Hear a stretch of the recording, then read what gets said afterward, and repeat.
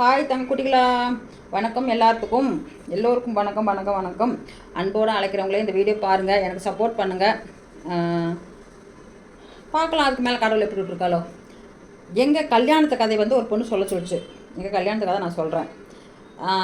எனக்கு எதுவுமே தெரியாது. எனக்கு 18 வயது நடந்துக்கிட்டு இருக்குது, முடியல நடந்துக்கிட்டு இருந்துச்சு. அப்போ எங்கள் வீட்டுக்கு ஃபஸ்ட்டு மாப்பிள்ளை அவரே தான், அவர் மட்டும்தான் வந்தாங்க. அதுக்கு முன்னாடி சும்மா 2 பேர் அப்படி அவங்க அப்பாக்கள் மட்டும் பார்த்துக்கிட்டு போய்கிட்டு இருந்தாங்க. யாரும் இவங்களாம் இது வரல. இவர் மட்டும்தான் மாப்பிள்ளைன்னு வந்தது இவர் ஒருத்தர் தான். ஒரு ஒரு ஒரு இது சொல்லணும் அப்படின்னா அதிர்ஷ்டம்னு கூட சொல்லிக்கலாம். இந்த மாதிரி ஒரு பொண்ணு கிடச்சிருக்குது நமக்கு. அவர் வயசுக்கு என் வயசுக்கு நிறைய டிஃப்ரென்ஸ் இருக்குது. கிடச்சிருக்குது அப்படிங்கிற போது அவங்க கொஞ்சம் சந்தோஷப்பட்டுருக்கலாம். வந்தாங்க, பொண்ணு பார்த்தாங்க. எனக்கு ஒன்றுமே தெரியாது. நான் அன்றைக்கி என்ன பண்ணியிருந்தேன்னா, எப்போ பாவாடை தாமி தான், அப்போல்லாம் பாவாடை தாமி தான் நான் போட்டிருப்பேன். வந்தாங்க. அவங்க வந்தது என் பாட்டு படுத்துருந்தேன், சாஞ்சு படுத்துருந்தேன். ஒரு எங்கள் சின்னண்ணா இருந்தாங்க, எங்கள் அம்மா இருந்தாங்க. அதில் பேசிக்கிட்டு ஏதோ சிரிச்சுட்டு படுத்துருந்தேன். எங்கள் அம்மா என்னாங்க, அது யாரும் வர்றாங்க எந்திரிங்கல்ல அப்படின்னாங்க. என்னம்மா இது யாரோ நம்ம இதுக்கு மாதிரி நம்ம வீட்டுக்கு தான் வர்றாங்க அப்படின்னாங்க. அப்புறம் அம்மா ஏதோ வேலை சமையல் என்னமோ செஞ்சுக்கிட்டு இருந்தாங்க. மதியமாக ஏதோ ஸ்நாக்ஸ் மாதிரி ஏதோ செஞ்சுக்கிட்டு இருந்தாங்க. தோட்டம் தான், விவசாயத்தை போட்டிருந்தான். அப்புறம் அந்த இப்போ மாதிரிலாம் மேக்கப் பண்ணி அந்த மாதிரிலாம் இல்லை. அப்போ சாதாரணமாக அப்படியே அம்மா காப்பி போட்டாங்க. காப்பி கொண்டு கொடுத்துட்டு வா அப்படின்ட்டு செயின் இருந்துச்சு. எனக்கு செஞ்சுருந்தாங்க பாரு, அந்த செயின் இருந்துச்சு. அந்த செயினை எடுத்து போட்டு விட்டாங்க. அட ஏமா எதுக்கு செயின் அப்படின்னா, போட்டு செயின் போட்டு கொடு அப்படின்னாங்க. கொண்டு கொடுத்தேன். அவர் ஆன்னு பார்த்தாரு. சரியா, ஆன்னு பார்த்ததே நான் எந்த ஒரு எஃபெக்ட் எதுவும் பண்ணலை.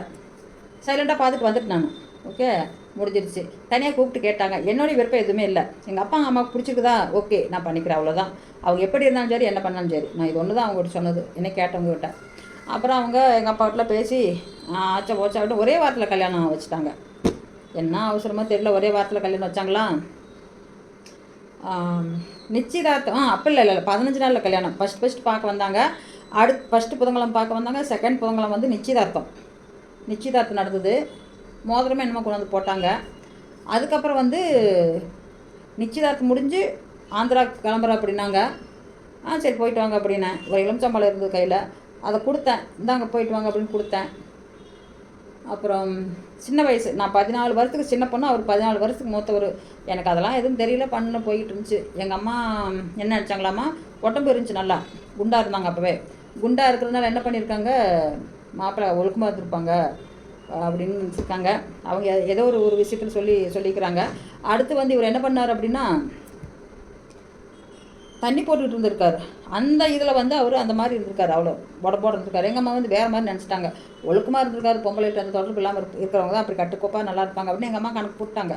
ஆனால் ஆல்ரெடி அங்கே ஒரு கல்யாணம் பண்ணி ஒரு குழந்தை இருக்குன்னு நமக்கு தெரியாது. எப்படி தெரியும், நம்மளே கல்யாணம் பண்ணலையே அவங்கள. ஸோ எங்கள் அப்பா என்ன, அவருடைய ஃப்ரெண்டுக்கு பேச்சு, எங்கள் அப்பாவுடைய ஃப்ரெண்டுக்கு பேச்சு நம்பி கேட்டு அதுதான் உண்மை அப்படின்ட்டு அப்பா கொடுத்துட்டாரு. கல்யாணம் பண்ணிட்டோம். ஆந்திராவுக்கு போனாங்க, வந்தாங்க. வரும்போதே ட்ரெயினில் வரும்போது அந்த கையில் அந்த இது அடிச்சிருச்சாம்மா. இந்த மேலே விண்டோ இது இருக்கும்ல, அது கை வைக்கும்போது அடிச்சிருச்சு போல இருக்குது.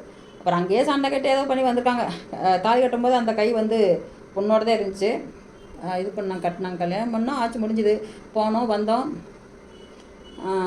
ரொம்ப ரொம்ப சந்தோஷம். ஆமாம், கல்யாணம் பண்ணிட்டாங்களா, வியாழக்கிழமை கல்யாணம் முடிஞ்சிருச்சா. அதுக்கு முன்னாடியே ஒரு கதை சொல்லிடுங்க. கல்யாணத்துக்கு முன்னாடி நிச்சயதார்த்தம் முடிஞ்சு இவர் ஆந்திரா போயிட்டு வந்துட்டார். வந்துட்டு தோட்டத்துக்கு வந்தாப்படி. தோட்டத்துக்கு சாயந்தரமாக வந்தாங்க. ஒரு தகிரியம் பாருங்களேன், நமக்குள்ளே யாராவது அப்படி போயிடுமா. ஒரு சாயந்தரமாக வந்தாங்க. சாயந்தரமாக வர்றப்ப என்ன, நாங்கள் எதார்த்தமாக எப்போ போல் எங்களுக்கு சமைக்கிற சாப்பாடு இருக்கோம், அது மாதிரி பண்ணலாம்னு இருந்தோம். அப்புறம் எங்கள் அம்மா என்னங்க, ஏதாவது உப்புமா கிளறி போட்டுரு அப்படின்னு சொன்னேன். உப்புமா கிளறு அப்படின்னாங்க. அப்புறம் நான் போய் வெங்காயம் பறிச்சுட்டு உப்புமா கிளறி, எல்லாத்துக்கும் உப்புமா தான் கிளறி போட்டேன். ஒரு 8:30 வரைக்கும் எங்கள் தோட்டத்துலேருந்து அவங்க ஊருக்கு போகிறக்கு 8:30க்கு பஸ் இருக்குது. லாஸ்ட் பஸ்ஸு 8:30க்கு இருக்குது. எங்கள் பக்கத்தில் ஒரு கொஞ்சம் 2 காடு தள்ளி இருக்குது. போயிருக்கலாம். ஆனால் அவர் ஏன் போகலன்னு எனக்கு தெரியல. படுத்துக்கிட்டாங்க, அங்கேயே இருந்தாங்க, படுத்துட்டாங்க. பெட்ஷீட்டெல்லாம் கொடுத்து உள்ளதாக காற்றடிச்சிட்டு இருந்தேன். என்ன மாதிரி ஞாபகம் இல்லை. படுத்தா நான் வீட்டுக்குள்ளே போய் படுத்துருந்தேன். அப்புறம் நான் என்ன சொன்னேன், கொசு கடிக்குது வீட்டுக்குள்ளே, அதனால் அங்கே படுத்துக்க முடியல, காற்று மேலே ஒன்றும் இல்லை. இவங்க வெளியில் ஹால் மாதிரி அதுக்குள்ள படுத்துருந்தாங்க. அதனால் கொசு கடிக்குது அப்படிங்காட்டி சமையல் ரூம்பு, அந்த இடத்துல கொஞ்சம் சின்னதாக ரூம்பு, அதில் ஒரு 2 ரூம் தான் இருந்துச்சு எங்கள் தோட்டத்தில். அப்புறம் அவர் என்னார் அப்போ வந்து இந்த கட்டில் வந்து படுத்துக்க அப்படின்னாரு. சி என்னடா அப்படின்னு நினச்சிட்டேன். அப்புறம் எங்கள் அம்மா வந்து பக்கத்தில் இருந்தாங்க. நான் அதெல்லாம் கண்டுக்கல, என் பாட்டெலாம் உள்ளே போய் படுத்து திரும்பவும். அதுக்கப்புறம் அது அப்படியே போயிடுச்சு. காலையில் எழுந்திரிச்சாங்க. காலையில் எழுந்திரிச்சு நேரத்துலேயே போயிடுவாரான்னு பார்த்தா அப்பவும் போகலை. என்னடா பண்ணுறதுன்னு சொல்லிட்டு காலையில் என்னமோ சமைச்சாங்க. என்ன சமைச்சாங்க ஞாபகம் இல்லை. சமைச்சு தோசை இட்லியை மாற்றி போட்டாங்க. அம்மா செஞ்சுருந்தாங்க. ஃபஸ்ட்டு குளிக்கிறது வந்து கேணிக்கிட்ட தண்ணி மோட்ரு ஓடிக்கிட்டு இருக்குது, போய் குளிச்சிருக்கலாம். அவர் அங்கே குளிக்கல. வீட்டுக்கிட்ட பக்கெட்டில் தண்ணி எங்கள் அம்மா கொண்டு வந்து தண்ணி ஊற்றுனாங்க. அதில் அவர் மொண்டு குளிச்சுக்கிட்டு இருந்தாங்க.